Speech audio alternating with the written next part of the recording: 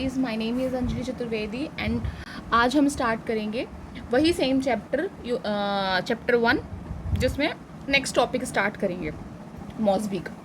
So now start. Individual factors क्या होते हैं जो अफेक्ट करते हैं हेल्थ को, बहुत ज़्यादा इम्पॉर्टेंट है ये भी। सबसे पहले क्या होता है कि अगर कोई इंडिविजुअल बीमार हो रहा है तो उसके काफ़ी सारे फैक्टर्स होंगे। कभी कभी फिजियोलॉजिकल फैक्टर्स होते हैं, कभी कभी डेवलपमेंटल लेवल के फैक्टर्स भी होते हैं।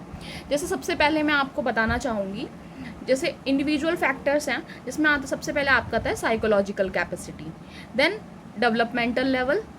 सब साइकोलॉजिकल कैपेसिटी में क्या होता है कि जीन्स, एनवायरनमेंट से इंट्रैक्शन के बाद क्या क्या फैक्टर्स थे, या जीनोमिक स्टडी ऑफ जीन्स से हमें पता चलता है। ठीक है, all disease and condition have a genomic component.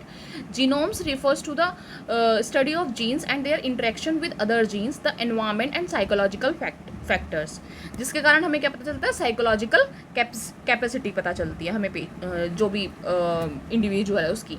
फिर डेवलपमेंटल लेवल पे होता है। डेवलपमेंटल लेवल पे कैसे होता है, जैसे मैंने अभी मास्लो का हायरार्की बताया था इससे पहले वाले चैप्टर में, उसमें क्या था कि इन्फेंट के टाइम पे क्या होगा, चिल्ड्रन के टाइम पे क्या होगा, चिल्ड्रन के टाइम पे क्या होगा, ठीक है, एडोलिसेंट के टाइम पे क्या होगा, children, infant, adult and older adult.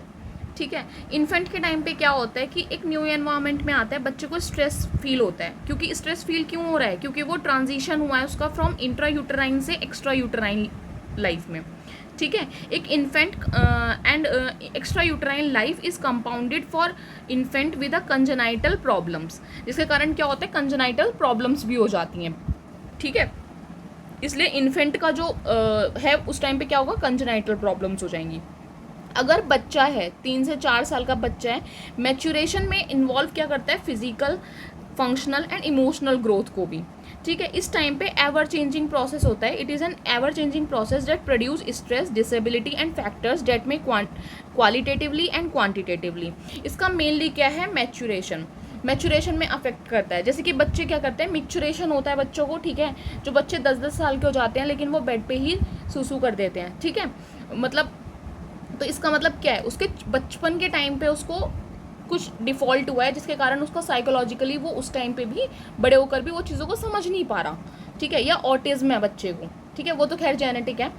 लेकिन अब नेक्स्ट क्या आता है, जैसे एडोलिसेंट में क्या था, एक्सपीरियंस करते हैं फिजिकल, साइकोलॉजिकल। क्योंकि एडोलिसेंट के टाइम पे जब बच्चा 12-13 साल का होने लग जाता है तो उसको एक फिजिकल कॉम्प्लेक्स आने लग जाता है कि ये तो इंसान बहुत सुंदर है, मैं बहुत कम सुंदर हूँ। ठीक है, मेरे साथ ही ऐसा क्यों हुआ, सेल्फ इमेज बनाने लग जाते हैं। लिमिटेशंस कॉज एडिशनल स्ट्रेस हो जाता है बच्चों में, और वो अपनी आइडेंटिटी फॉर्मेशन करने लग जाते हैं कि मेरी भी आइडेंटिटी सचिन तेंदुलकर की तरह हो, मैं भी लता मंगेशकर बनूं, या मैं मिस वर्ल्ड बन जाऊं। ठीक है, ये होता है। एडल्टहुड में क्या होता है, एक्सपेक्टेड टू बी इंडिपेंडेंट, उन्हें सब कुछ इंडिपेंडेंट चाहिए, प्रोडक्टिव चाहिए and provide for self and family.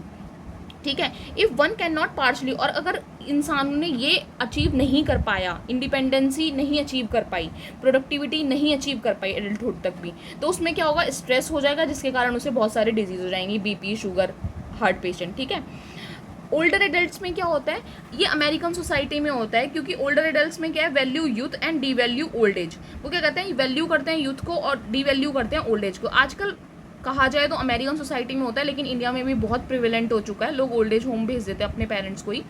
ठीक है, लेकिन में older adults experience multiple stress. वहाँ पर क्या क्या होता है, लॉस ऑफ लव्ड वंस, अगर उन्होंने वहाँ पे भेज दिया ओल्ड एज होम तो loss of loved ones, life style change हो जाता है।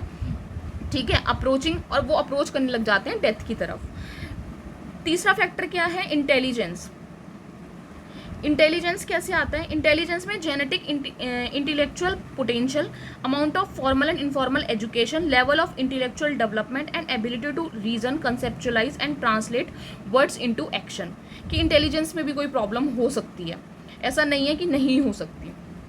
Then development of self esteem, अगर सेल्फ स्टीम नहीं बन पाई तो क्या हो गया, तो उन्हें कोई प्रॉब्लम हो गई है। ठीक है, ऐसा भी हो सकता है कि सेल्फ स्ट्रीम बनने के टाइम पे नहीं बन पाई तो उसके कारण उन्हें वो एक्सेप्ट नहीं कर पा रहे उस रोल को। उसके बाद एक्सपेरिमेंटल बैकग्राउंड, जैसे कि knowledge drive from one's own action, observation, perception, maturation, culture, उसके अकॉर्डिंग उन्होंने क्या क्या नॉलेज रिसीव की है उसके थ्रू। लेवल ऑफ मोटिवेशन, कि मोटिवेशन का लेवल क्या है, इंटरनल डिज़ायर्स है या इंसेंटिव्स की वजह से कर रहा है इंसान। वैल्यूज़ क्या है, रिलीजन क्या है, सोशो इकोनॉमिक स्टेटस, ये एक एक लाइन के आप पढ़ के समझ सकते हो, इसमें कुछ ऐसा नया नहीं है। ये सारे फैक्टर्स बस किस में करते हैं, इंडिविजुअल की हेल्थ को अफेक्ट करते हैं, कुछ पॉजिटिव वे में, कुछ नेगेटिव वे में भी।